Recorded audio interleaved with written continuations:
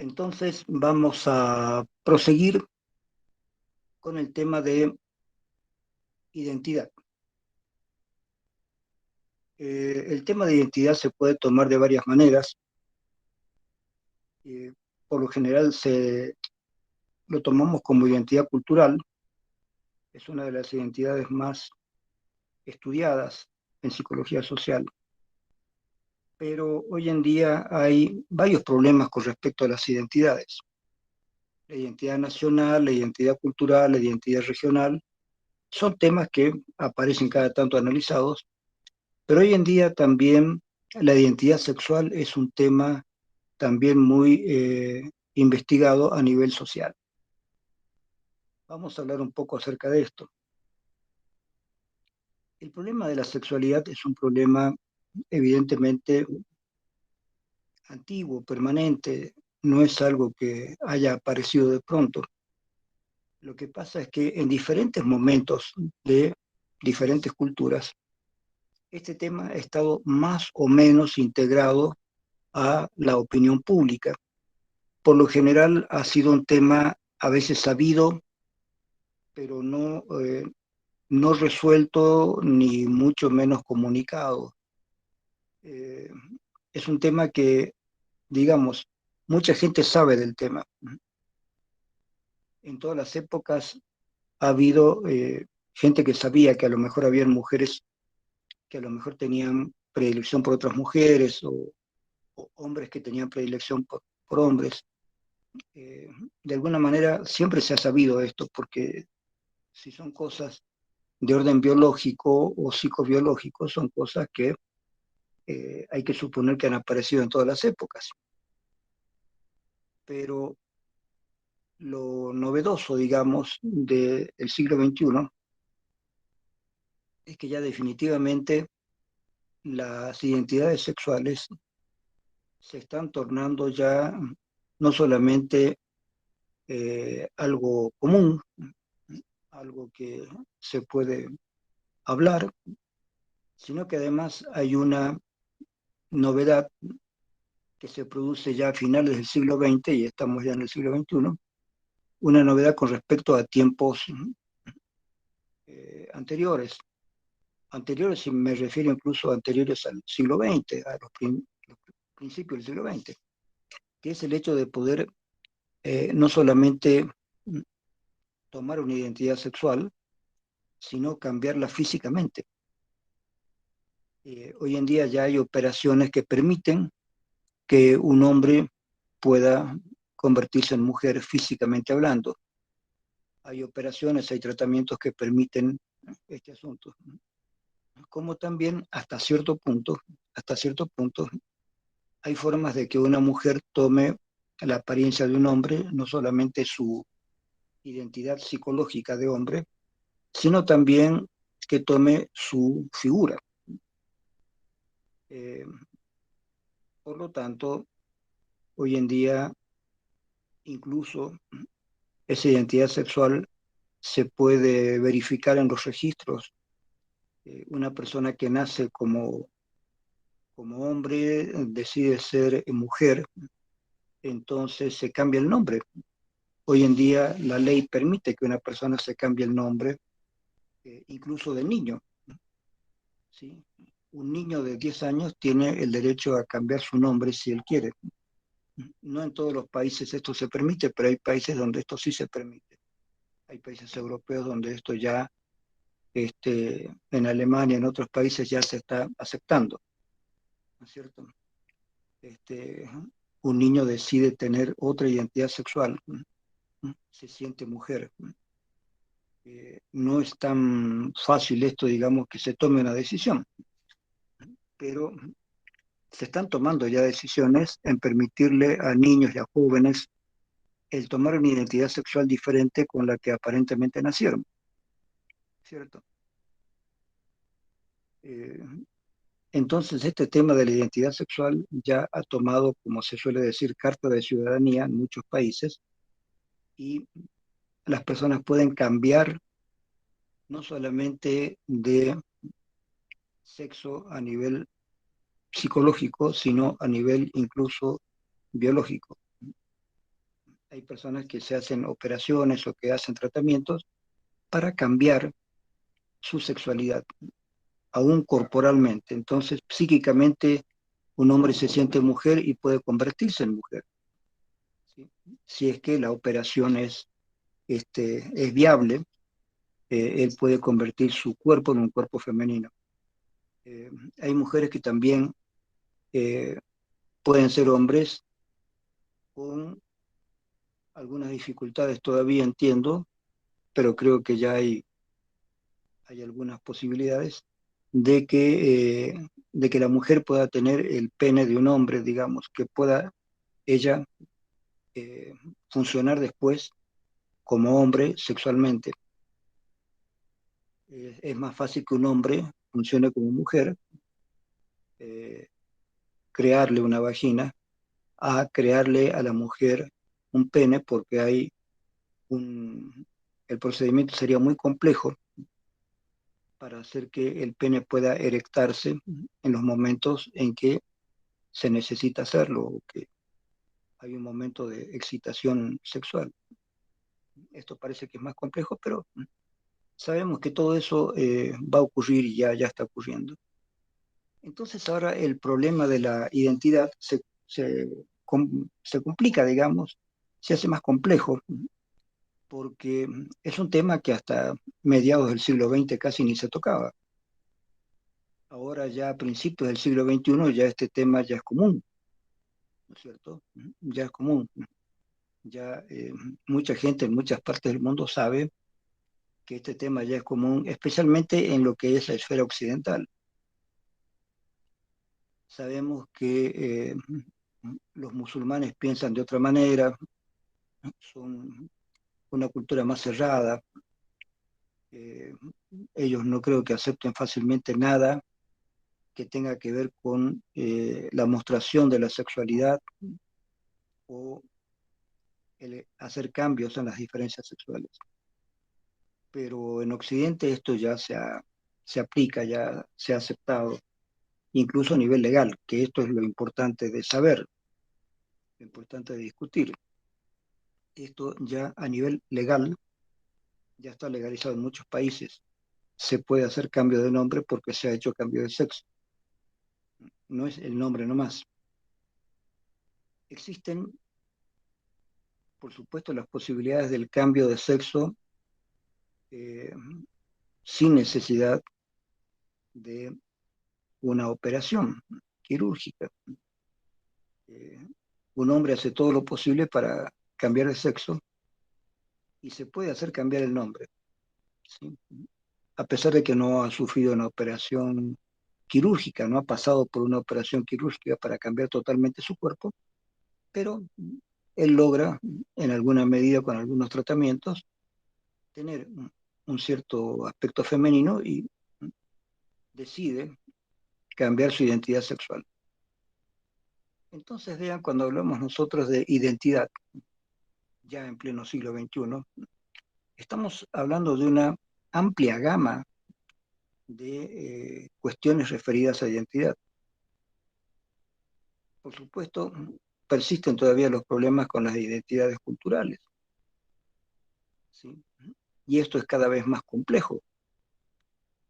Por ejemplo, sabemos nosotros que en el área lingüística el idioma inglés se ha ido sobreponiendo a casi todos los otros idiomas, por lo menos inglés y francés, pero especialmente inglés, porque es el idioma en que se escribe la ciencia. Casi todos los científicos escriben en inglés, editan sus libros o incluso sus informes en inglés. Hay muy pocos informes científicos escritos en otro idioma. El 90 y tantos por ciento de todos los informes científicos se hacen en inglés y los libros científicos se escriben en inglés. Así que el inglés poco a poco se va transformando en un idioma casi universal, un idioma obligado para la gente que estudia ciencia. Cualquier ciencia, incluso las ciencias sociales, se están metiendo en el campo del inglés para que la gente pueda estar al día, digamos. en qué tipo de investigaciones se están haciendo. Si no sabes inglés, te quedas a un costado de la historia.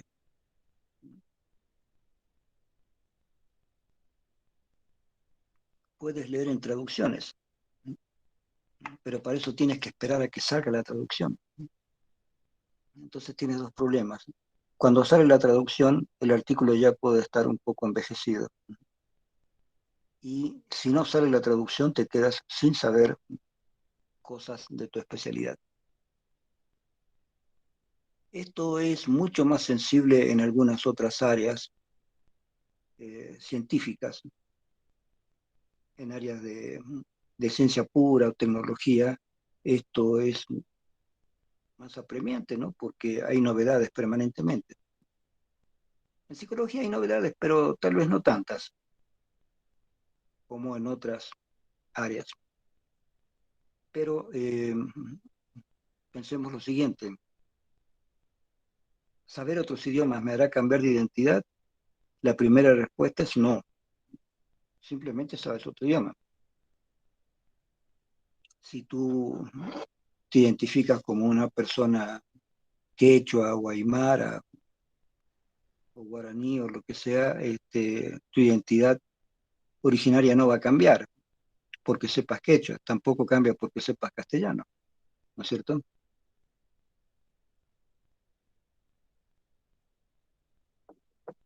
Les aclaro que por lo general yo no uso la palabra español porque me quedó grabado de la enseñanza secundaria que yo tuve en Argentina, que había que decir castellano, no español, porque español se refiere a España, que es un país, pero castellano se refiere al área donde comenzó el idioma castellano que hablamos, en Castilla.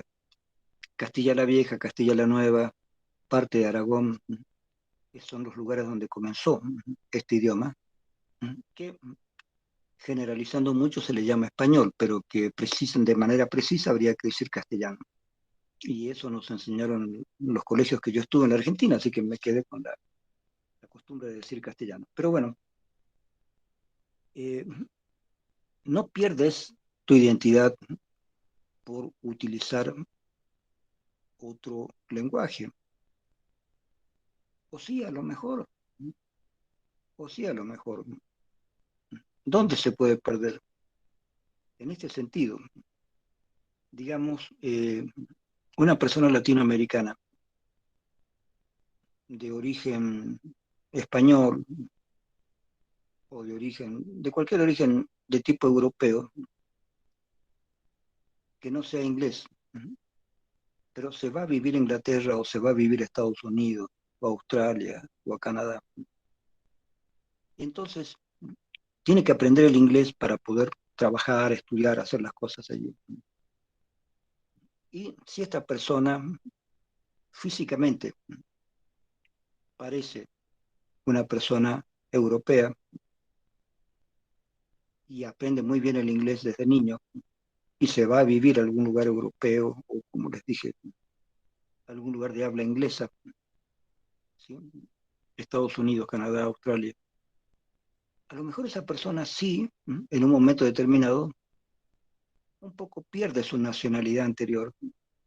Esa persona ya no es argentina, ya no es mexicana, ya no es ecuatoriana, es una persona de ascendencia europea que aprendió muy bien inglés y se va a vivir a un lugar donde se habla inglés. Y es muy probable que esta persona en poco tiempo se sienta parte de ese lugar, ¿sí? Que se sienta parte de Australia o que se sienta canadiense o que se sienta estadounidense o inglés. Es posible que sucedan cosas así. No es que la persona olvide su origen, pero en la práctica esta persona actúa ya como parte del país en el que se fue a vivir. Y le ayuda para esto el hecho de que sabía inglés desde niño, ¿sí? Hay muchísimos casos de escritores o artistas o científicos que se han ido a vivir a otro país y han tomado la nacionalidad del país. Recuerdo un científico argentino, Mario Bunge, Mario Bunge, un gran científico y analista de la ciencia, ha escrito muchos ensayos sobre cuestiones científicas y epistemológicas, y él se fue a vivir finalmente a Canadá. Y él dijo que no quería volver a la Argentina. Y de hecho, que yo sepa, no volvió a la Argentina, murió en Canadá, creo. Este, estuvo viviendo en Europa y después se fue a Canadá. Y no quería la Argentina. Él decía que la Argentina para él era un sufrimiento porque no le gustaba a la gente argentina, aún siendo él argentino. Él nació en Argentina, estudió allí, pero después eh, se fue y ya no quiso volver. Alguna que otra vez volvió a dar conferencias en la Argentina, pero muy rara vez. Ha estado pocos días.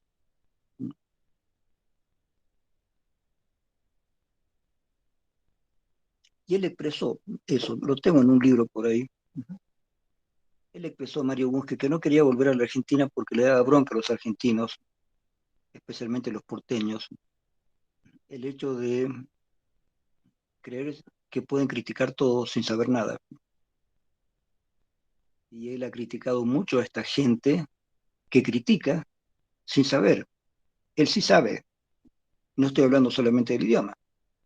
Bunge es un tipo que ha recorrido todo el mundo y ha sido considerado un gran epistemólogo y filósofo de la ciencia y ha tenido diálogos con grandes filósofos y epistemólogos del siglo XX. Conocí a Bertrand Russell, a varios filósofos importantes.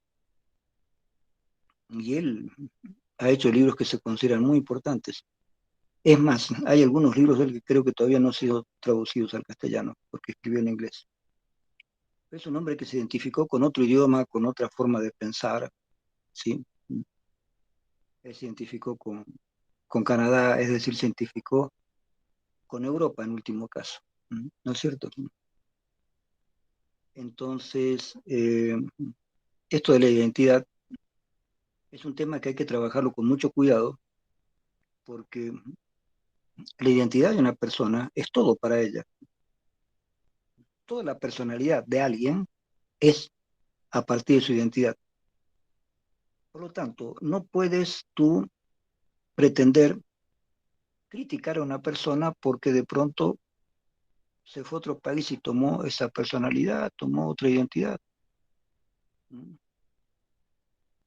Si un boliviano se va a vivir, qué sé yo, a Italia, y le gusta la vida en Italia y se identifica con los italianos y toma la nacionalidad italiana y no quiere ser más boliviano. Se acuerda de Bolivia como una historia que hay detrás de él, pero no se identifica. Se identifica como italiano. Conozco casos así. Eh, ¿Sería criticable? Yo pienso que no. Yo pienso que la identidad es algo muy privado de cada ser. Es algo con lo que uno, hablemos de identidad, con lo que uno se identifica. Yo soy tal persona porque me identifico con estos valores. Entonces, si no se puede criticar la identidad sexual que una persona asume, tampoco se puede criticar la identidad nacional o la identidad cultural que una persona quiere asumir. Hay casos que yo más o menos estoy viendo ya de gente joven boliviana, nacida en el campo, con padres campesinos, que se van a Europa y se identifican como europeos. Algunos vuelven, pero hay otros que no vuelven porque no quieren volver, porque se identifican con un país europeo o con Estados Unidos y se quedan a vivir allá. Y ya no quieren volver. No es que se olviden de Bolivia, no es que se olviden que han nacido en Bolivia, no es que se olviden que sus papás son bolivianos, pero ellos tienen la identidad, han asumido la identidad de ese país en el cual viven y están contentos con asumirse como estadounidenses o como franceses o como ingleses o como italianos. especialmente la gente de Cochabamba, es la gente que más fácilmente logra una identidad extranjera. Es una observación mía, habría que corroborarla con gente que sepa estadística, pero yo creo que hoy en día el problema de la identidad es más complejo que antes. La movilidad social es mucho más grande ahora que hace 20 años atrás. Digamos que ha habido un paréntesis por el problema de la pandemia, pero antes y después de la pandemia habrá otra vez una gran movilidad social, en todo sentido. Cuando hablo de movilidad social quiero referirme a dos cosas. Se habla de movilidad social estadísticamente en sociología, cuando se habla de la movilidad de clases, clase alta, media, baja. Movilidad social, cuando no hay movilidad social es cuando estas clases están eh, casi eternas ahí. Es la misma gente que está siempre en la clase alta, sus hijos, sus nietos, las mismas familias, casi las mismas familias en la clase media, casi la misma cantidad de familias y las mismas familias en la clase baja. Pero resulta que hay periodos de mucha movilidad social, donde hay saltos. Y Bolivia está pasando por una etapa de movilidad social muy dinámica.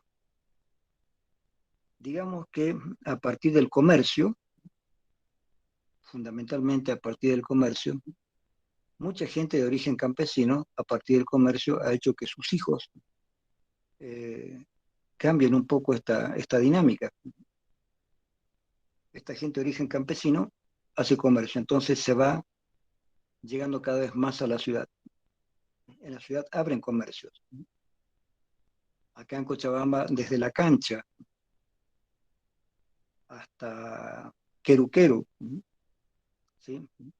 Hay una gran variedad de puestos de comercio, desde los puestos de mercadería más barata, más económica, hasta puestos en la zona norte de productos más caros, que a veces son los mismos productos y son los mismos comerciantes que tienen comercios en la cancha y tienen comercios aquí en la zona norte.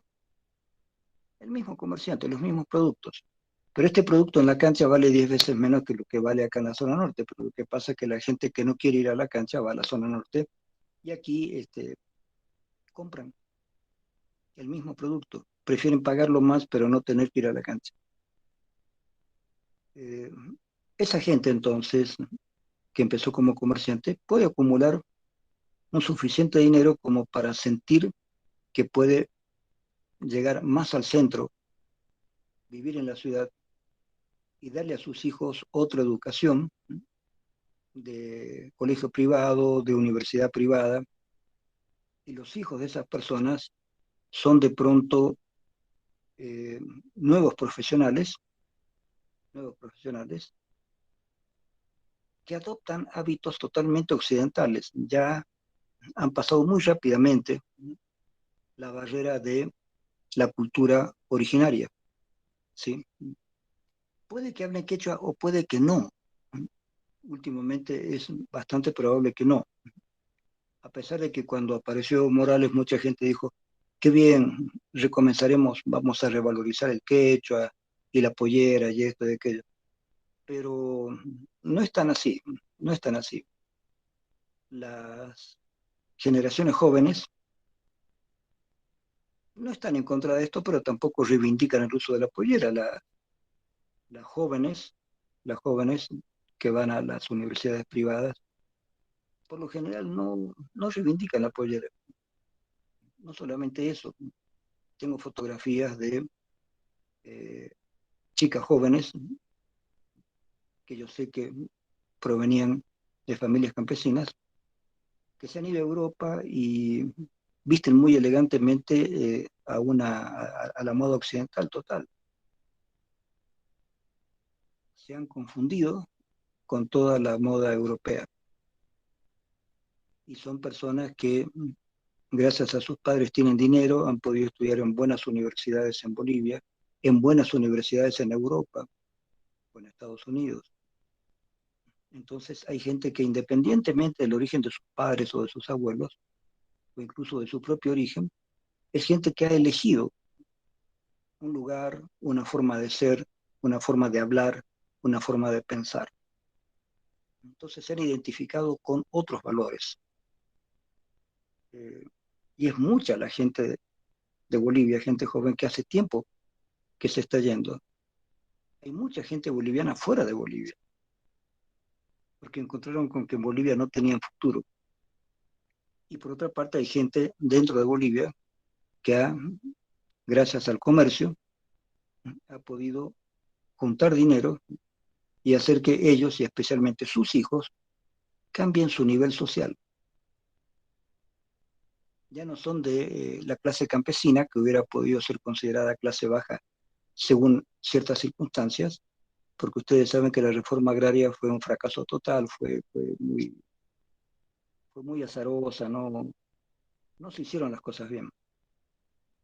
Una familia heredaba algunas hectáreas y después la iban repartiendo entre hijos y al final algunos dijeron, no, no quiero tener un pedacito de terreno.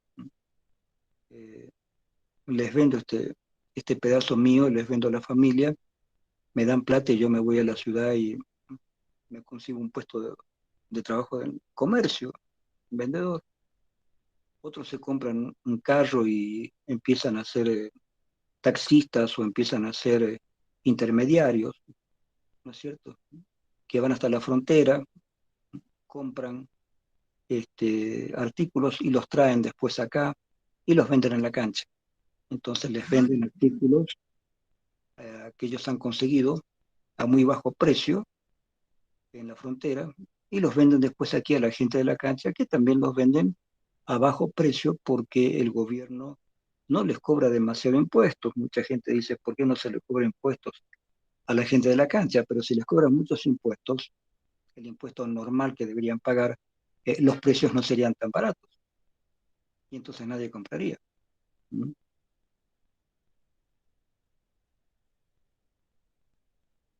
¿Por qué la gente va a la cancha? Porque puede encontrar cosas muy lindas a muy bajo precio. ¿Por qué tienen bajo precio? Porque son cosas conseguidas por contrabando y vendidas acá de una manera bastante económica porque el gobierno no le cobra mucho impuesto a la gente de la cancha. Y eso permite que una gran parte de la población pueda adquirir productos buenos relativamente económicos. Eh, claro que hoy en día con los productos chinos se ha producido un problema, porque los chinos hacen diferentes calidades de productos. Entonces hay productos muy baratos hechos por los chinos, pero de una calidad muy inferior. Entonces ya en la cancha saben eso, entonces tienen productos chinos de diferentes calidades. Eh, la gente se organiza, ¿sí? Y la gente comerciante es la gente más inteligente porque se organiza muy bien, de manera muy inteligente. Pero esa gente comerciante de la cancha, tanto el comercio informal acá como en La Paz, es gente que ha dado un salto muy grande en cuanto a sus posibilidades económicas y sociales. También hay gente de aquí que se ha ido a Santa Cruz, ¿sí? Las señoras de pollera que vendían en Santa Cruz, ya sus hijos nacidos allí se sienten cruceños, no se sienten cochabambinos o paseños, se sienten más bien cruceños y sin olvidarse sus raíces, pero aportan mucho a la dinámica económica de Santa Cruz. Y algunos de esas personas, o varios, deciden irse afuera. Han estudiado acá o han estudiado afuera y deciden vivir en Europa o deciden vivir en Estados Unidos o en Canadá o en Australia o donde sea. Eh, Algunos logran vivir en Japón, que es muy difícil. Japón es un país muy caro, ¿sí? No son demasiados los japoneses, aunque son muchos para pequeño país que tienen, pero han logrado elevar económicamente el país y allí todo es muy caro, carísimo. Vivir en Japón es muy caro. Pero hay gente boliviana que se ha ido también a Japón. Los bolivianos y especialmente los cochabaminos están por todos lados. ¿Sí? El mundo es de Cochabamba, digamos. Hay menos cochabambinos en Cochabamba que en el resto del planeta. Pero lo interesante de esto es la identidad. No siempre se pierde la identidad. Teóricamente la identidad no se pierde nunca. Pero una buena parte de la identidad queda asociada al país donde uno vive, sin que la persona se dé cuenta. Un problema de identidad que mucha gente no lo conoce. Hubo una psicóloga que vino acá de Europa, que es boliviana, a dar algunas charlas hace años atrás. ¿Qué es el siguiente problema? Una persona boliviana se va a Europa, digamos, y trabaja, ya trabaja, le va muy bien, finalmente tiene su casa, su negocio, su dinero, su familia, y todo le va muy bien. Pero al llegar a los cerca de los 50 años, digamos, y de ahí en adelante, la persona tiene la angustia de querer volver a Bolivia y pensar que ya no puede, porque toda su vida la tiene estructurada en Europa. Digamos que esta persona se ha ido a Suiza, porque esta señora que vino estaba en Suiza. Digamos que en Suiza un boliviano se ha quedado estructurado toda su vida allí. Digamos que se fue a la Suiza francesa, ¿no es cierto? Porque hay la Suiza donde se habla alemán y la otra donde se habla italiano. Pero digamos que se quedó en la Suiza francesa. Hay varios bolivianos por allí. Y en un momento determinado, a lo mejor tiene nostalgia de Bolivia, cuando esta persona ya es mayor, pero se da cuenta que no puede venir a Bolivia porque su vida la ha edificado toda allá, en Suiza. ¿A qué se vendría acá? Este señor, ¿para qué se va a venir? Su esposa está allá y quiere quedarse allá, sus hijos quieren quedarse allá, sus nietos van a crecer allá. ¿A qué se vendría él solo? Su casa, sus amigos, su familia principal, todo está allá. Él ha hecho su vida allá. Y a sus 50 y tantos años la persona tiene el deseo de volver acá y traerse a su familia acá, pero no puede. Entonces ahí hay un síndrome bastante fregado, ¿sí? De las personas que sufren una depresión muy aguda por no poder resolver ese dilema de sentirse boliviano a pesar de estar muchos años en Europa, querer volver a Bolivia y ya no poder porque su vida la tiene en otro lugar. Entonces, este rapto de identidad boliviana, digamos, que le viene ya cuando la persona es mayor, eh, requeriría para esa identidad boliviana que no se ha perdido, requeriría vivir en Bolivia y ya no puede, entonces tiene que haber una terapia especial para ese tipo de depresión. Por lo tanto, el asunto de la identidad no podemos saber nosotros así de entrada qué efectos va a tener de aquí a un tiempo. No, no se puede saber, no se puede saber. No se puede saber qué pasará con Mario Barraza ya de aquí a un tiempito más, porque Mario Barraza es argentino, pero llegó acá cuando tenía 23 años, casi 24. Y hace un poco más de 50 años que está en Bolivia. O sea que está en Bolivia casi más del doble de la edad que tenía cuando llegó acá. Estar 50 años o 51 años en un país no es poco tiempo, ¿no es cierto? Entonces, yo tengo 75 años de los cuales la mayoría han estado acá en Bolivia. Así que, aunque yo no lo quiera, hay parte mía de identidad argentina que se ha perdido y hay una parte de identidad boliviana, casi precisamente cochabambina, que se ha ido formando sin que yo haga nada para que eso suceda. No voy a perder mi identidad argentina, eso yo lo tengo muy claro. No me he nacionalizado boliviano tampoco. Sin embargo, si voy a la Argentina, hay mucha gente que encuentra en mí formas de hablar, formas de reaccionar típicas de un cochabambino y no de un argentino. Así que esto de la identidad ni siquiera es voluntario. Esto es lo que les quiero marcar en esta clase. La identidad no es voluntaria, chicos. No es que yo voluntariamente voy a tomar tal identidad. No es tan así. Es algo complejo que tiene que ver con costumbres, con las relaciones familiares, con la predisposición de una persona a tomar determinada identidad. Esas predisposiciones pueden ser culturales, genéticas, etcétera. Pero hay personas que están predispuestas a cambiar su identidad y otras que no. ¿Sí? Es lo mismo que el problema de la sexualidad. Esto no se puede inventar. La identidad sexual es una cosa que aparece en el funcionamiento sexual de una persona y puede aparecer de manera temprana o no. Puede aparecer cuando alguien es niño o adolescente o puede aparecer después. Pero son cosas que no se inventan, aparecen. Este aparecimiento, claro, está siendo estudiado por genetistas, a ver si hay un factor genético en esto o simplemente es un factor social, psicosocial, eh, que tenga que ver con la formación temprana de la identidad sexual o de la identidad incluso étnica, ¿no es cierto?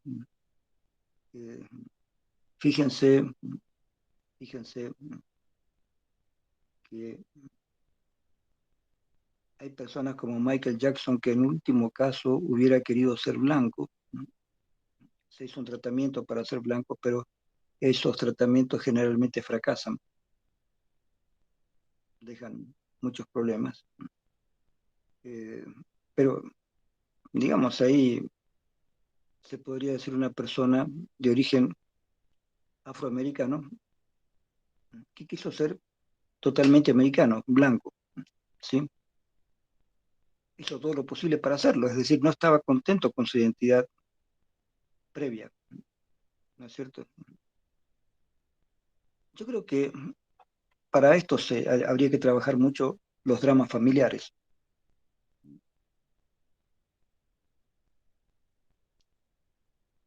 Algo hubo, algo hubo en este artista que hizo que él en alguna medida quisiera apartarse un poco de la identidad originaria del familiar.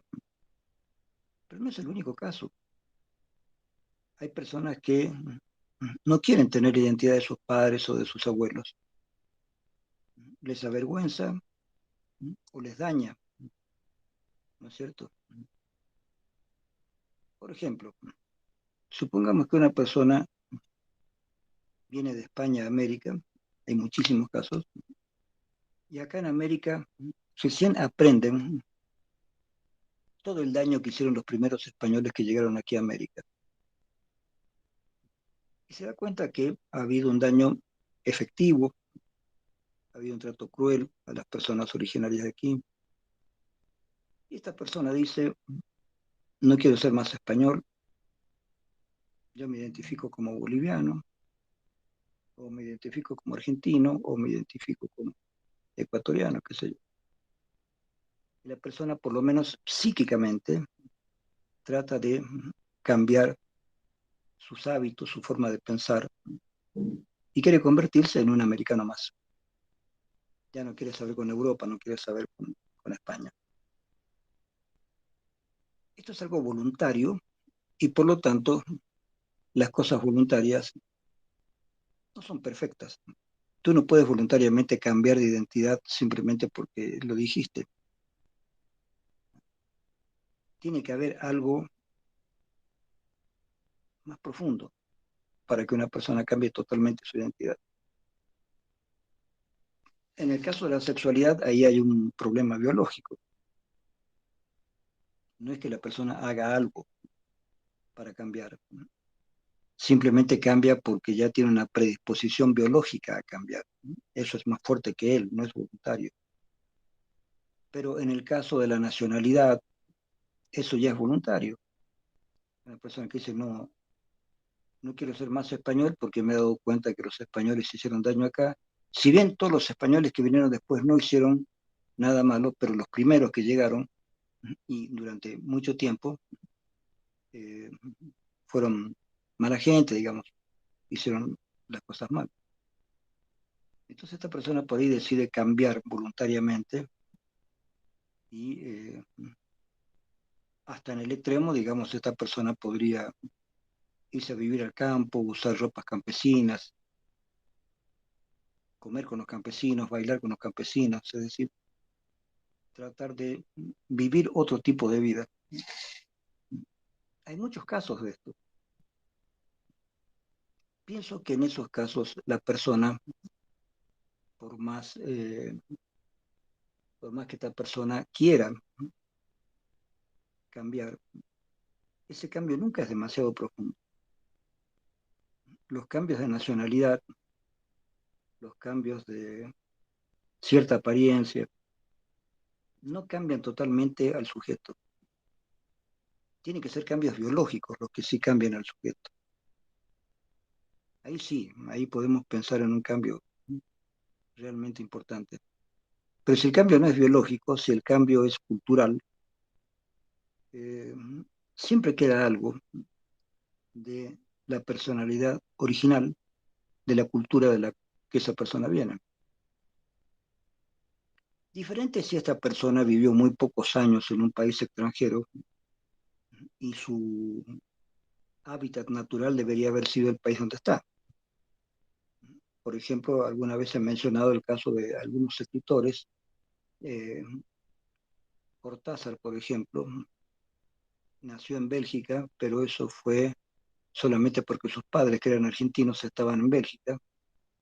Eh, Su padre estaba trabajando en la embajada argentina en Bélgica y hubo la Primera Guerra Mundial justo cuando querían venirse, así que tuvieron que quedarse en Bélgica hasta que pasara la guerra y recién pudieron volver a la Argentina. Pero eso no lo convirtió a Cortázar en belga, él siguió siendo argentino. Pero después que cuando vino el peronismo, cuando Perón llegó a ser presidente en el año 46, Cortázar no quería saber nada con el peronismo, con Perón, y se fue a Francia, y se fue para siempre. Volvía cada tanto a la Argentina para ver amigos, para ver a familiares, pero después se iba. Trabajó en Francia toda la vida. Escribió desde Francia. Todo el resto de su vida murió allá en Francia. Está enterrado en Francia. Eh, Borges, que tenía una abuela inglesa, o sea, por el lado de su padre descendía de ingleses eh, y también de portugueses. Eh, Borges aprendió muy bien inglés, tal es así que yo creo que Borges sabía mucho mejor el inglés y el idioma de los ingleses y la historia de los ingleses, casi tanto como la historia de la Argentina. Así que él se sentía un argentino inglés, digamos. Y hay mucha gente en la Argentina que quería sentirse así, igual que Borges, porque se admiraba mucho a Inglaterra durante una época. Entonces, una persona que supiera muy bien inglés y que hubiera viajado a Europa era muy respetada si es que había conocido Inglaterra. Eh, y a Borges esto le vino bien porque él tenía parientes, venía por el lado paterno, venía toda una familia inglesa. Así que él aprendió desde niño a hablar inglés y español al mismo tiempo. Así que para Borges sentirse inglés o argentino era casi lo mismo. Eh, ¿Por qué les digo esto? Porque cuando hubo la guerra de las Malvinas, donde el ejército argentino quiso retomar las islas Malvinas, que son argentinas evidentemente, y fueron tomadas por los ingleses hace muchos años atrás, eh, el ejército argentino intentó reapropiarse de esas islas, pero perdió la guerra con los ingleses. Algunas personas que lo conocían a Borges lo iban a visitar y mientras duró la guerra, Borges desayunaba con una bandera argentina y una bandera inglesa, las dos, como para explicar que le daba lo mismo quién ganara porque se sentía tan argentino como inglés. Eh, Eso a muchas personas no les gustaba, por supuesto. O sea, si es argentino, tiene que ser argentino. Pero él era pro-inglés por la ascendencia inglesa que tenía. Y hay muchos casos en la Argentina de gente que provenía de Europa. Eh, pero no siempre, digamos, ha habido ese problema de identidad. Sábato provenía de italianos, pero él se sintió argentino toda la vida, no había ningún problema con respecto a eso. Y Cortázar, aunque hubiera nacido en Bélgica, él se sintió argentino también, si bien se fue a Francia a vivir. Pero este asunto de la identidad, quiero que entiendan que es algo más profundo. No se trata solamente del país que uno elige para vivir, se trata de la estructura psicocultural, le llamaremos así, con la que uno nace y ve y aprende el mundo. El idioma es re importante, obviamente. Si una persona aprende a ver el mundo en inglés, es difícil que después le digan, no, pero mira, tus papás y tus abuelos eran originarios de Bolivia, deberías aprender español. A lo mejor aprende español, pero como esa persona nació en el exterior, se siente más ligada al lugar en que nació, porque además habla ese idioma. Esa persona es de padres bolivianos, pero nació en Francia y se siente francés. Y tiene también cariño por Bolivia. Sabe que es la nacionalidad de sus papás y un poco le llega a él esa nacionalidad. Pero en lo más inmediato, su nacionalidad, su idioma, sus formas de pensar son de Francia, o de Inglaterra, o de Suiza, o de Alemania, o de Suecia, o de Noruega, o de Japón, o del país en que esté y que haya nacido y que se haya criado. Entonces, el nacimiento y crianza de los primeros años es muy importante para la identidad. El nacimiento y hasta por lo menos los 10 primeros años son muy importantes para la creación de símbolos de identidad. Estos símbolos de identidad tienen su contraparte emocional también, no solamente símbolos. Hay una estructura emocional que acompaña todo esto. Por ejemplo, hoy en día, tal vez no tanto, pero yo conozco a personas más o menos de mi edad o más o mayores, argentinas, que cuando ven la bandera argentina en cualquier parte del mundo, se emocionan. Y la bandera argentina no es una gran cosa. Originalmente debería ser una banda celeste, blanca y azul, ¿sí? Aparentemente, ¿no? Un azul del mar y un blanco y un celeste del cielo. Está también en canciones. Y una bandera es un símbolo, nada más. No diremos despectivamente es un simple trapo, no, eso ya es muy despectivo. Pero es un símbolo. La bandera es un símbolo. Hay muchas clases de símbolos. Pero hay mucha gente que al ver ese símbolo, al estar frente a ese símbolo lo remite a él a toda una historia cultural. Ser argentino no es simplemente ser argentino, es haber saludado a la bandera argentina durante muchos días de colegio, digamos. ¿Sí? Yo he saludado a la bandera argentina durante toda mi escuela primaria, teníamos que formarnos tanto a la entrada como a la salida del colegio. Entonces, hay un recuerdo muy ligado a cuestiones emocionales con respecto a la bandera, en los días patrios, eh, en películas, en revistas. Entonces, hay una ligación emocional, digamos, con ese símbolo. Entonces, cuando una persona ha vivido estos símbolos como parte de su vida diaria, de su vida durante años, es muy difícil que, aunque la persona viaje a otro lugar, es muy difícil que al ver ese símbolo, sería difícil que la persona no recuerde, no reviva emocionalmente todo lo que ese símbolo implica. De manera que este tema de la identidad es más importante de lo que parece. ¿Por qué les digo? Porque el tema de la identidad, así como puede ser comprensible, puede ser interesante, también puede ser usado para la guerra. Para la guerra, la identidad con un país es muy importante. Una cosa que hay personas que no la saben y se ha recalcado sobre esto. En la Primera Guerra Mundial, en la primera,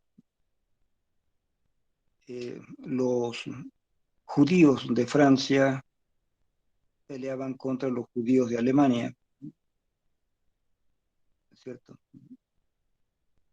Porque Alemania invadió casi media Europa, tanto en la Primera Guerra como en la Segunda. Alemania fue la que inició las dos guerras. Pero habían judíos alemanes que peleaban contra judíos franceses. Para los judíos era importante el país donde habían nacido y donde se habían criado. Y eso pudo más que el hecho de ser judíos. Porque un judío podría haber dicho, bueno, mi judaísmo es más importante que el país donde estoy viviendo. Y por lo tanto no voy a ir a una guerra en la que puedo enfrentarme con otra persona de mi misma religión, de mi misma identidad cultural, ¿cierto? Ya que el judaísmo es una identidad cultural también muy fuerte, ¿sí? No vamos aquí a discutir sobre si ser judío es parte de una raza o no, esto ya es complicado, ¿no es cierto? Porque eso lo utilizó Hitler para determinar que era una raza y que era una raza que ya no valía la pena que siga existiendo. No, pero tenemos que ver que el judaísmo es una cultura y las personas nos identificamos con una cultura determinada. Estar dentro de una cultura es formar una personalidad ligada a esa cultura.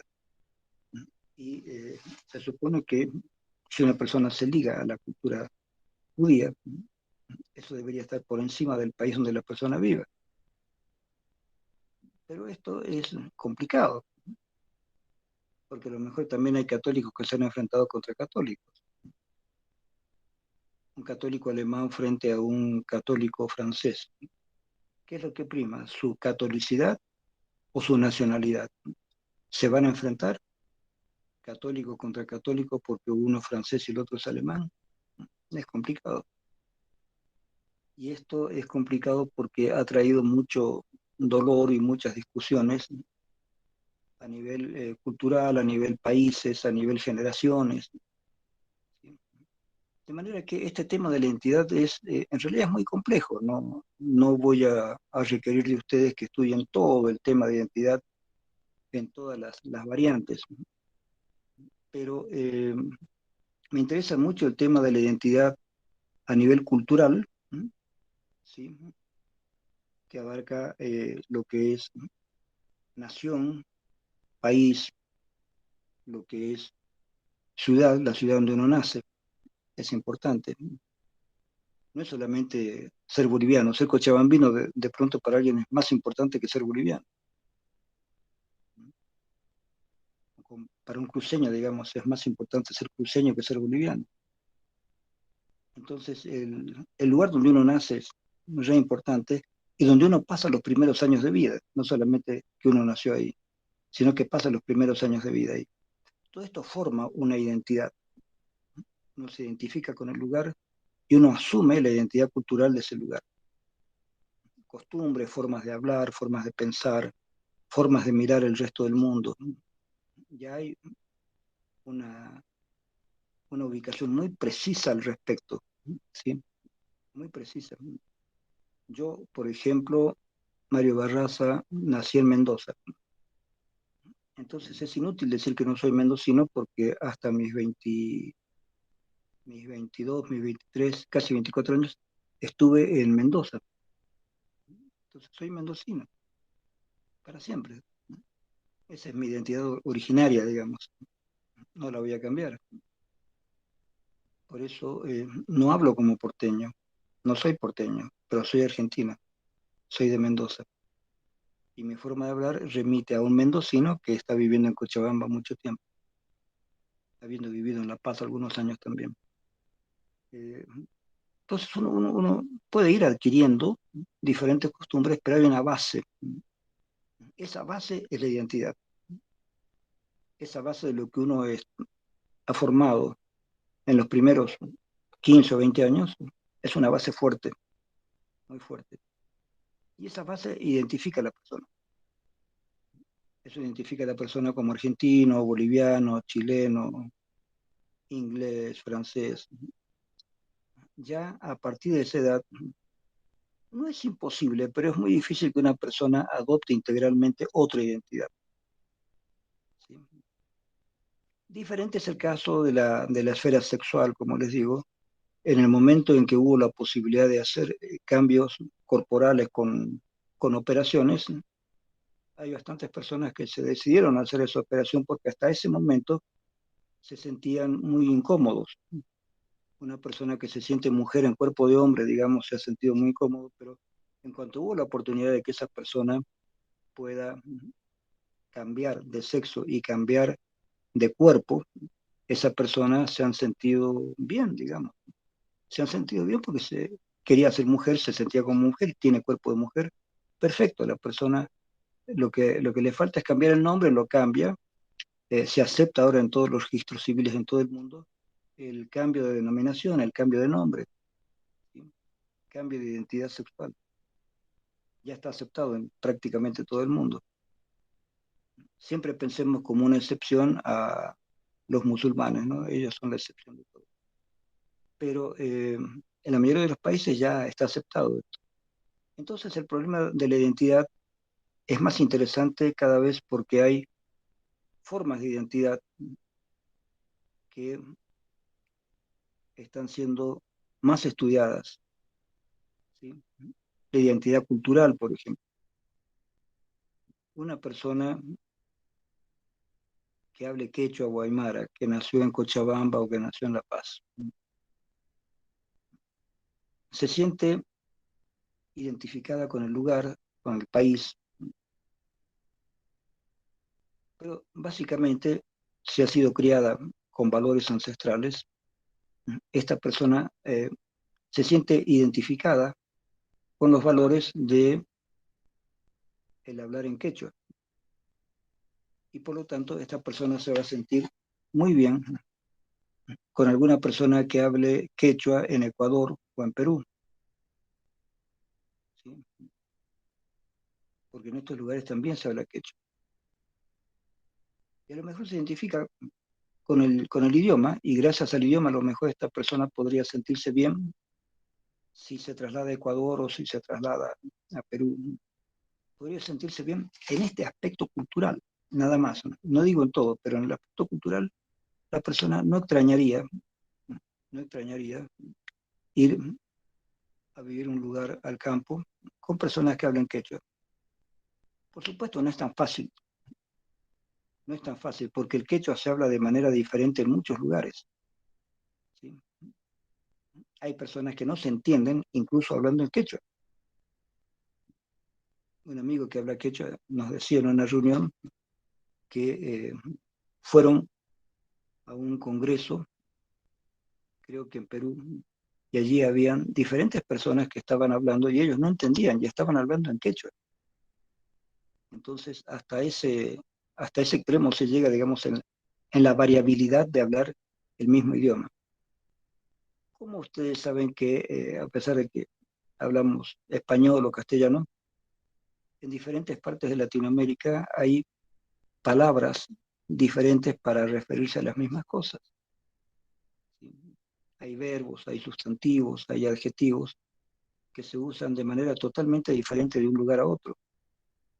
Y por eso a veces hay que tener cuidado cuando uno llega a otro país para ver qué palabras se usan y que puede causar enojo, que puede causar alguna discusión o algún malentendido, ¿no es cierto?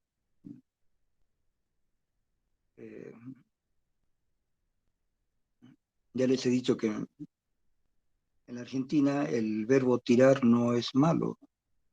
Tirar significa arrojar algo. Agarro una piedra y la arrojo. Entonces, estoy tirando una piedra, ¿sí? O estoy, como diríamos acá, jalando de un carro, entonces estoy tirando de un carro. Hay una samba muy bonita donde se refiere a un gaucho que se va a ir a otra parte, pero no quisiera irse porque quisiera quedarse en el lugar donde él sale. Quisiera quedarse en ese lugar que es su lugar, pero por algún motivo tiene que irse y no quisiera irse. Entonces dice, traducido al boliviano, digamos, sería jala el caballo adelante y el alma jala hacia atrás, traducido. Pero en el, la samba argentina dice, tira el caballo adelante y el alma tira para atrás. Se supone que ese tirar es jalar, ¿cierto? El alma quiere ir hacia adelante, es decir, el caballo va adelante porque te va a llevar.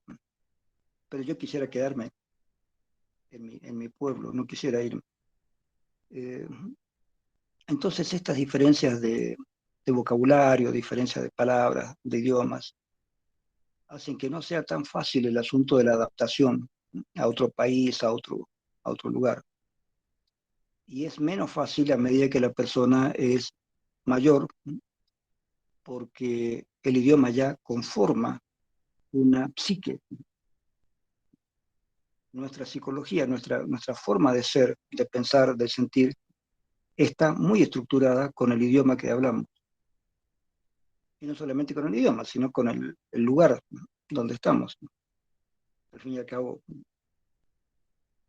con todas las personas que yo soy amigo acá en Bolivia, hablamos castellano, hablamos español si quieren, ¿no? Pero un español diferente. Una cosa es como hablamos en Argentina, otra cosa es como se habla en Bolivia.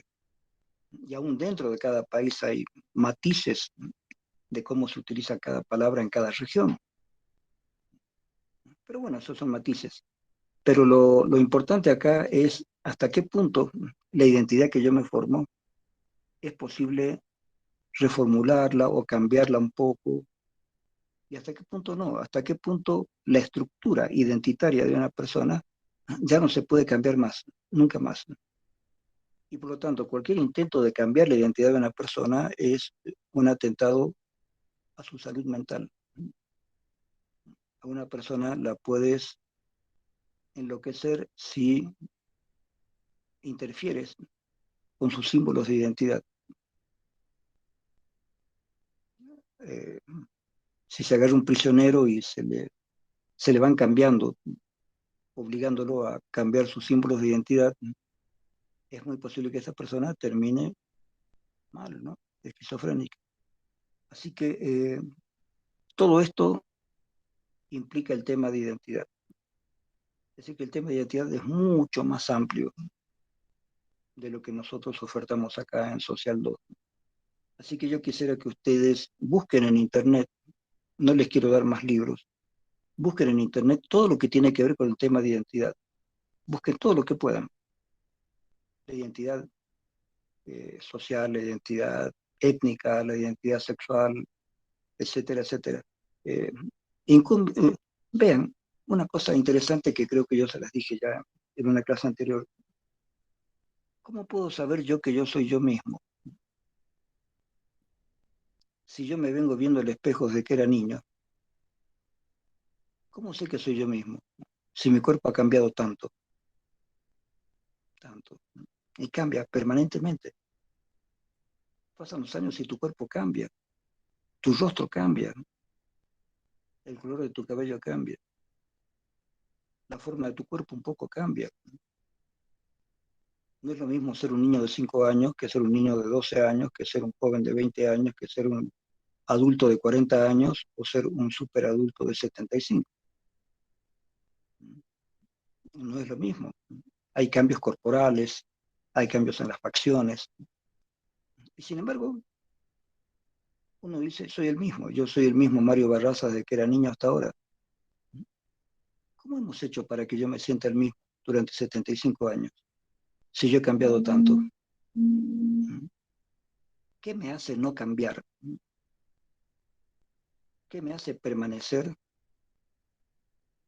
en el mismo ser durante 75 años?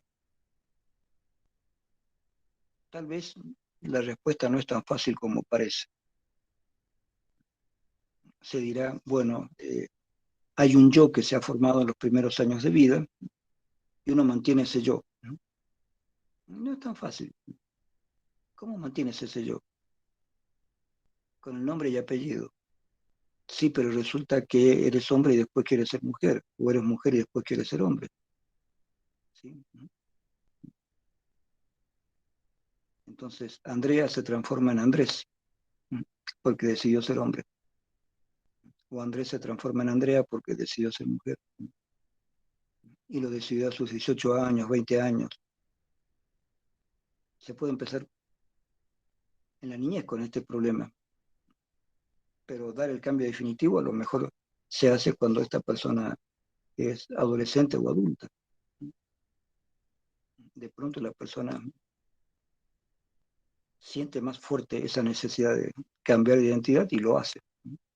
Y hoy en día, como les dije, con la posibilidad de alguna operación quirúrgica, alguna cirugía que logra que la persona cambie su cuerpo, eh, la persona se identifica mejor con un cuerpo propio de mujer en lugar de hombre o de hombre en lugar de mujer.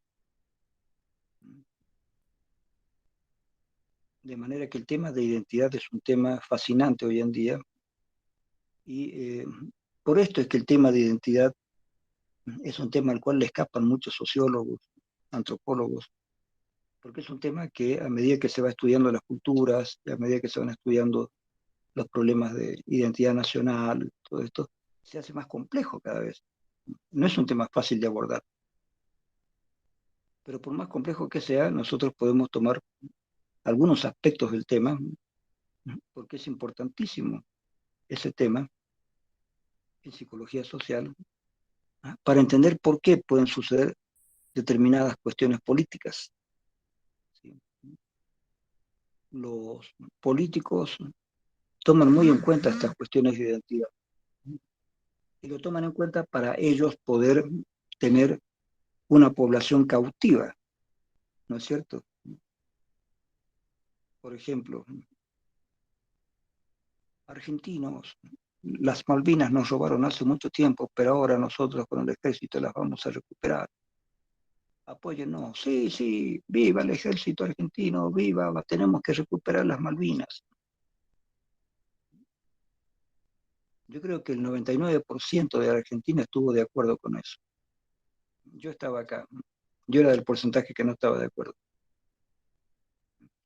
Intenté no decirlo en el consulado, pero algo se me salió y me miraron mal. ¿Mm?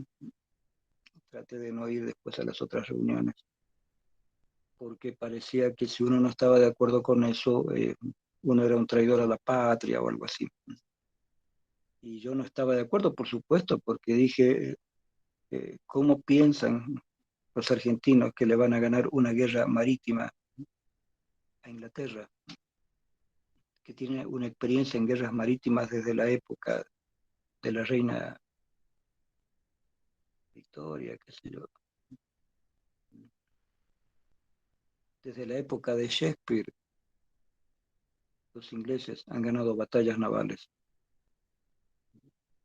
De ese entonces hasta el siglo XX han tenido un gran poderío naval y han sido dueños casi de la mitad del planeta. A ellos, los argentinos, le van a ganar una guerra sin ayuda de nadie. Por favor. Que eso se utilizó después, vino muy bien eso, porque el fracaso del ejército hizo que la gente quisiera patear de pronto a, a los generales, a esos generales que impulsaron la toma de las Malvinas y que viva, viva, fracasaron. Y fracasaron de tal forma que la gente se volvió contra ellos. Y eso hizo que por fin el ejército se dejara de fregar en la Argentina. Y volvieron los gobiernos civiles. Se acabaron los golpes militares, por lo menos durante hasta el día de hoy, ¿no? Pero,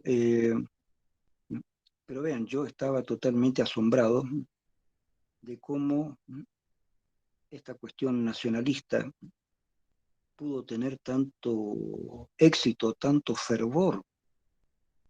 No podía creer. Yo digo, están locos los argentinos. ¿Cómo van a apoyar al ejército en una estupidez como esta? ¿Cómo cree el ejército argentino que chicos sin entrenamiento previo van a ganarle a soldados ingleses? Y soldados ingleses que se trajeron incluso algunos expertos en artes marciales y otro tipo de técnicas para no tener que matar. Hasta eso. Entonces, muchos chicos que fueron a esa guerra, cuando volvieron con un sentimiento de humillación. Y muchos de ellos se suicidaron. No murieron en la guerra, murieron después, porque tomaron conciencia de que habían ido a una guerra inútil, que habían sido utilizados para una guerra inútil, y se suicidaron.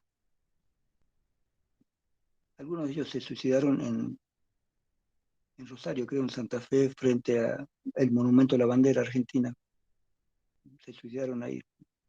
Eh, no había necesidad de hacer esto, pero bueno, los militares creyeron que si lograban recuperar las Malvinas, ellos podían seguir con el poder durante muchos años más, porque ya la gente se estaba cansando de los militares, ya estaba apareciendo cada vez más claro la cantidad de crímenes que estaban haciendo. Entonces, antes de perder el poder, lanzaron esa guerra. Fue peor, lo cual fue una suerte, así ya nos liberamos de los militares. Pero fue un golpe muy duro para la gente argentina que tenía estos ámbitos nacionalistas, esta identidad nacional exagerada. Nosotros los argentinos, las Malvinas son nuestras. ¿Qué se creen ustedes, ingleses? ¿Se dan cuenta? Cuando en realidad hay que ser mucho más práctico. ¿Tenés un ejército para ganarle a Inglaterra? No. Entonces dejate de joder, entonces ya listo. Y ahora lo que han logrado es que después de esa guerra Inglaterra esté más volcada que antes sobre las Islas Malvinas, cuidando de que no vaya a pasar otra vez lo que pasó en aquel entonces, ¿sí? Si en aquel entonces resultó imposible a la Argentina recuperar las Islas Malvinas, ahora es más que imposible, porque Inglaterra cada vez está mandando más gente, armas, este, aviones, barcos, todo. O sea que querer acercarse allí ya muy difícil, muy, muy difícil. Eh, pero vean lo que pasó, ese auge nacionalista con la identidad con un país. Para mí ha sido francamente raro. A pesar de ser un psicólogo social, me pareció rarísimo que casi todo el pueblo argentino estuviera con los militares. ¡Qué bien! Hemos recuperado las Malvinas. ¿Cómo vas a recuperar las Malvinas, idiota? Si, si Estados Unidos te ayudara, si Rusia te ayudara. En aquel tiempo Rusia todavía era la Rusia comunista y era bastante fuerte. Pero la Argentina no quiso la ayuda de nadie, ni siquiera de países latinoamericanos. Y se embromó porque Chile ayudó a los ingleses. Entonces los ingleses tenían gran parte de sus bases en Chile, ahí donde tenían sus aviones. Los aviones podían reabastecerse en Chile. Entonces, era una guerra perdida. Lo mismo acá en Bolivia, se le hizo creer a los bolivianos que podíamos hacer algún tipo de recuperación del acceso al mar. No el acceso total, sino lograr por lo menos un lugar por donde el cual tengamos acceso al mar. Pero ni eso se pudo lograr con una intervención internacional, ¿no es cierto? Se buscó el apoyo internacional con un jurado internacional y no se consiguió. ¿Y qué pasó? Que la gente boliviana se sintió más deprimida que antes, porque por lo menos hay una, lo que podríamos llamar una esfera de esperanza, ¿no? Que es como un globito así. Tienes la esperanza de que va a suceder algo bueno para tu país y de pronto se pincha el globo, se acabó. Y eso es peor, ¿no? Porque una cosa es tener idealmente la esperanza de que algo pase con respecto a una expectativa. Y cuando se cae la expectativa, eso ya no pasa, es más doloroso, digamos. Pero a diferencia de la Argentina, la, la decepción, digamos, porque no se obtuvo esta negociación marítima, no fue tan grave, no fue tan grave. Muchas personas podían suponer que al haber fracasado en esto, Evo Morales podía haber renunciado o la gente le hubiera pedido la renuncia. Pero no, la gente se portó más bien tranquila, más bien comprensiva. Digamos, Evo Morales hizo lo posible, no se logró, no es culpa de Bolivia, es culpa de una conspiración internacional que no ha permitido que Bolivia recupere lo suyo. Hubo una ceguera de parte de, de los tipos que estaban estudiando el problema y no pasó más nada, y no pasó más nada. Eh, pero estas cuestiones afectan mucho, afectan mucho. Entonces, para ir redondeando ya la clase, los problemas de identidad son varios. Hoy en día se agrega el problema de la identidad sexual. Lo llamo problema no porque sea un problema en el sentido, uy, qué problema, ¿qué hacemos ahora? No, sino que se llama problema como problemática, digamos. Es decir, esto es un problema para ser estudiado. Cuando yo digo que una cosa es un problema, significa que no hay una solución definitiva. Si hubiera una solución definitiva ya no es un problema, es un tema más, nada más, ¿no? Pero la cuestión de la identidad es un problema a ser estudiado, porque es complejo, porque no está solucionado, porque no está superado de ninguna manera. Y estos problemas de identidad, la cuestión más terrible que tienen, repito, porque esto lo dije en algún momento en la clase de hoy, es la guerra. Utilizar las identidades nacionales o las identidades étnicas para la guerra es una barbaridad, es una crueldad. una guerra entre países o una guerra entre etnias. Es algo muy malo, muy malo. Es querer sacar de adentro la identidad nacional o la identidad étnica para lanzarla contra otra identidad nacional o identidad étnica, sabiendo que se está sacando lo más valioso de la persona. Culturalmente lo más valioso de la persona es esa identidad que la persona tiene como parte de su personalidad. Y esa persona va a ir a pelear, claro, porque no solamente le estás ofendiendo su país, estás ofendiendo su identidad. Entonces las personas van a reaccionar.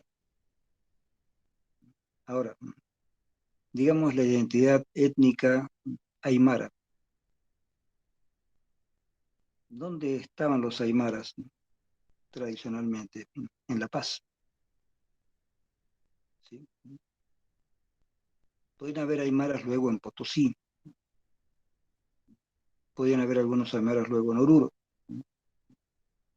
pero en general la identidad aymara estaba en el altiplano. Pero de pronto con Evo Morales los aymaras están en todas partes de Bolivia. Toman tierras en el Beni, toman tierras en Santa Cruz, apoyados por el presidente.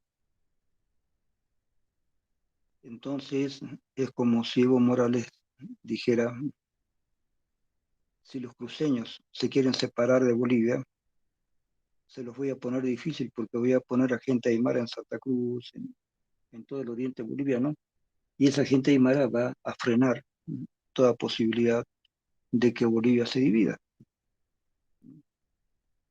Es cierto, es una forma de frenar el separatismo de los cruceños. Ustedes saben que Santa Cruz, Benipando, pero especialmente Santa Cruz, antes de que apareciera Evo Morales, parece que tenían todo un plan de separarse de Bolivia, crear un país aparte. Ese país tenía que ser formado por Santa Cruz, Beni, Pando y Tarija. Se iba a formar, o sea, se habló bastante de esto y se hablaba fuerte, no era un secreto. Se habló bastante de la posible separación de una parte de Bolivia. No querían saber nada con la gente colla, digamos. Y, y bueno, la aparición de Evo Morales eh, hizo retroceder todo ese plan. Pero me imagino yo que para hacer retroceder más el plan, cada vez que ha podido Evo Morales, ha enviado gente de otra cultura, ¿sí? Gente de La Paz, especialmente, los ha enviado a lugares del Oriente, para que ellos impongan allá otra cultura, con el asunto de la cocaína, con lo que sea, digamos. Pero él ha enviado gente al Oriente para dominar el Oriente, también para hacer negocios con el Oriente. Pero hay una un clarísimo intento de, si no dominio, por lo menos un freno a la posibilidad de que el Oriente se salga de Bolivia. Así que estos problemas de identidad también son utilizados políticamente. Por eso les digo que hay que estudiar muy bien el tema de la identidad por sus consecuencias políticas, por sus consecuencias sociales, además de las consecuencias individuales, que eso se puede estudiar en psicología clínica. ¿Qué pasa cuando una persona se le altera su identidad? En las guerras, por ejemplo, cuando se ha tratado de hacer experimentos con los soldados prisioneros, se ha tratado de hacer el experimento de que ese soldado se olvide de su país, que se olvide de los valores que tenía. Son experimentos fuertes. Eh, Se le llamó en algún momento lavado de cerebro, digamos, ¿no? Pero no es necesaria una tortura para eso. Hay muchas formas de tratar de que la gente cambie su identidad. o aprovechar su identidad para que la gente se lance a una guerra. De manera que el tema de identidad, como ustedes ven, da para muchas cuestiones, para mucha discusión. Entonces, el tema de identidad en lo que ustedes tienen de textos es relativamente breve, pero el tema en sí es amplio, entonces les digo, yo no les voy a dar más libros de los que tienen, pero el tema de identidad busquen en Internet, por favor, porque es un tema muy complejo. Y yo diría que con todos estos problemas de identidad sexual, corporal, se está haciendo cada vez más complejo. ¿Sí? Hay mujeres que quieren tener una identidad de belleza de tipo occidental. ¿Sí? Entonces quieren parecerse a actrices europeas o norteamericanas, ¿no? Y se hacen cirugías cada vez más peligrosas, ¿no? Para tomar otra fisonomía. Hay otras que no, pero fíjense cómo piensa la gente. Hay una actriz mexicana que trabajó en una película que se hizo recientemente y evidentemente esta chica es de origen indígena, de muchas de las etnias indígenas que hay en México. E inmediatamente se han hecho la burla de esta chica, porque después esta chica apareció con vestimenta moderna, tipo occidental, pero evidentemente su rostro, su aspecto es de campesina mexicana. Y mucha gente en internet se ha hecho la burla de ella, como diciéndole, por más que te vistas a lo europeo, pero eres una india, una campesina, una indígena. Es decir, que no, este problema no es solamente de Bolivia, se dan cuenta, chicos, es un problema de toda Latinoamérica o tal vez de todo el mundo. El hecho de que unas personas desprecien a otras o que estas personas quieran identificarse con otras, este asunto de la identidad es bien fregado. Según cómo se utilice esto por los políticos, se puede armar una guerra, una revolución, se pueden buscar cuestiones destructivas o se puede hacer un etnocidio, es decir, hacer que la gente olvide su cultura original para volcarse hacia otra cultura pretendidamente mejor, ¿no es cierto? Entonces hay muchas cosas que pueden suceder con respecto a la identidad, muchas cosas. Entonces busquen el tema de identidad en Internet, vean qué alcance le pueden dar al tema para que ustedes puedan hacer después un trabajo práctico que tienen que hacer. Ustedes tienen que hacer trabajos prácticos y tienen que hacer, y luego el examen, ¿no? Entonces, en el trabajo práctico que tienen que hacerlo en grupo, ahí es donde ustedes pueden ampliar la bibliografía de cualquiera de los temas. Ustedes eligen alguno de los temas y buscan la bibliografía libre, ¿sí? Y los alumnos que hagan ese trabajo, yo les voy a permitir que me hablen de ese trabajo en el examen final. Es decir, el trabajo que ustedes hagan les va a servir también como bibliografía para el examen final. Así que les dejo entonces esa tarea. Busquen bibliografía sobre estos temas. El tema de identidad es muy bonito, es muy lindo para estudiar. Y como les digo, hay bibliografía cada vez más actualizada sobre el tema. Eh, en fin, pienso que acá en Bolivia estudiar el tema de identidad es urgente. No podemos dejar de verlo. ¿Listo? Aquí terminamos. Gracias, chicos. Nos vemos. Chau, chau.